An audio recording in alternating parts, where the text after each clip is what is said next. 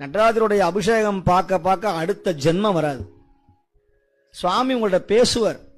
பால் அபிஷேகம் இன்னைக்கு பாருங்க, அனுபவிச்சு இருக்கிற சுவாமிகள்லயே பெரிய சுவாமி யாரு சொன்னா அம்பலவான பெருமானை தவிர வேற யார்? கடவுளாசரை நீங்க தரிசனம் பண்ணவே முடியாது, அவன் பக்கத்துல போகவே முடியாது. நீங்க மற்ற கடவுள்கிட்ட போலாம், சிவகிட்ட போலாம், ஆனா அம்பலவான பெருமான தரிசனத்தை நீங்க பார்க்கவே முடியாது. ஏன்னா அவனை பார்த்தா முக்தி தான். பிரபஞ்ச நாயகன், அண்ட சராசரமெல்லாம் கடந்த அப்பன் அம்பலவான பெருமான்.